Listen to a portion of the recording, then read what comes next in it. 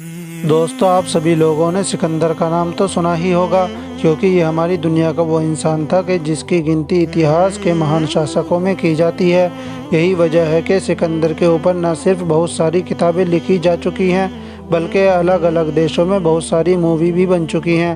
سکندر ایک ایسا انسان تھا کہ جس کی عمر 18 سے 20 سال ہی تھی، تبھی اس کے کندھوں پر اس کی سلطنت کا بوجھ آ گیا تھا، کیونکہ اسی وقت اس کے والد یعنی فادر کی موت ہو گئی تھی۔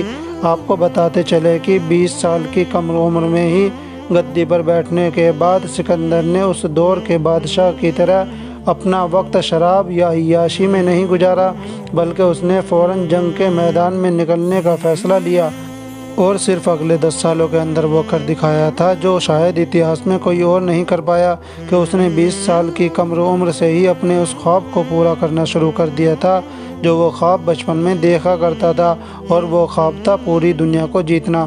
سکندر نے سب سے پہلے ترکی، مصر، پرسیا اور اس کے بعد ہندوستان جیسی بڑی بڑی سلطنتوں کو بھی اپنے آگے جھکنے پر مجبور کر دیا تھا۔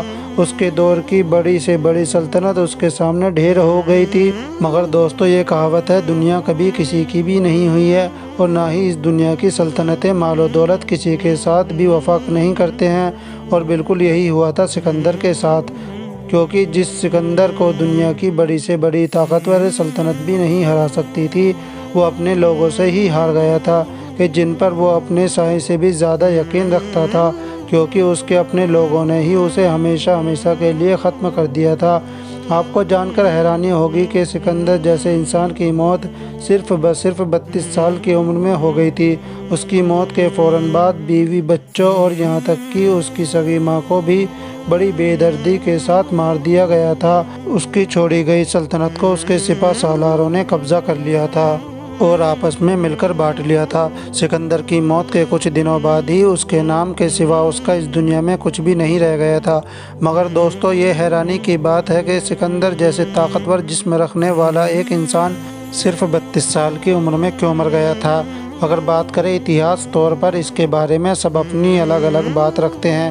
کچھ اتہاس کار موت کا ذمہ دار حد سے زیادہ شراب پینے کو بتاتے ہیں، وہیں کچھ اتہاس کاروں کا یہ بھی ماننا ہے کہ ملتان کے راجا سے جنگ کرتے وقت ایک ایسا زخم لگ گیا تھا کہ جو بعد میں اس کی موت کی وجہ بن گیا تھا۔ حالانکہ کچھ اتہاس کار ملیریا اور ٹائیفائیڈ کو بھی سکندر کی موت کا ذمہ دار مانتے ہیں۔ وہیں کچھ اتہاس کار کچھ ایسے بھی ہیں جن کا یہ کہنا ہے کہ سکندر کسی بیماری کی نہیں بلکہ زہر کی وجہ سے وہ مر گیا تھا، جو اس کو اپنے ہی لوگوں کی طرف سے دیا گیا تھا۔ مگر دوستو ابھی نیوزی لینڈ کی یونیورسٹی جس کا نام اوٹاگو ہے، اس کی طرف سے سکندر پہ ایک ریسرچ کی گئی تھی۔ وہ بہت حیران کرنے والی بات ہے، کیونکہ ریسرچ کے بعد سکندر کی موت نہ تو بیماری کی وجہ سے ہوئی اور نہ ہی زہر دینے کی وجہ سے ہوئی تھی، بلکہ سکندر کے اپنے سپہ سالاروں کی وجہ سے ہوئی تھی، کیونکہ اس کو اپنے لوگوں نے ہی اسے زندہ دفن کر دیا تھا۔ اس ریسرچ میں یہی بات کلیئر ہوئی کہ سکندر کو زندہ دفنایا تھا۔ دوستو یونانی کتابوں میں یہ بھی لکھا ہے کہ سکندر کو جب دفنایا تھا تو اس کی لاش دفنانے کے 5-6 دن بعد سڑنا شروع ہوئی تھی، اور اسی وجہ سے لوگ سکندر کو پوجتے ہیں۔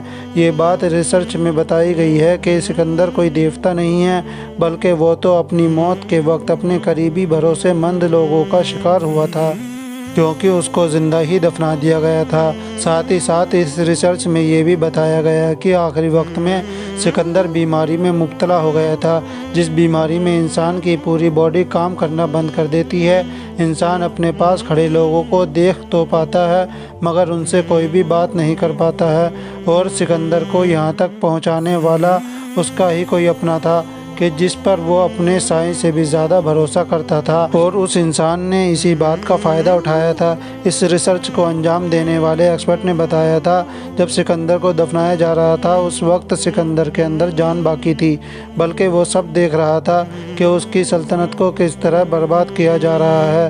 اس وقت سکندر کے دشمنوں نے مصر سے دفنانے والوں کو بلایا تھا، جیسے کبھی فرعونوں کو دفنایا جاتا تھا۔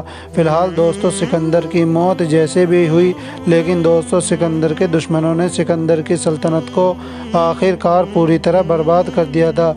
जितनी तेज़ी से सल्तनत को आबाद किया था, उतनी तेज़ी से ही सिकंदर के अपने सिपह सालारों ने उसे बर्बाद कर दिया था। फिलहाल आज की इस वीडियो को हम यहीं ख़त्म करते हैं। आपको वीडियो पसंद आई हो तो लाइक, शेयर और सब्सक्राइब कर दें।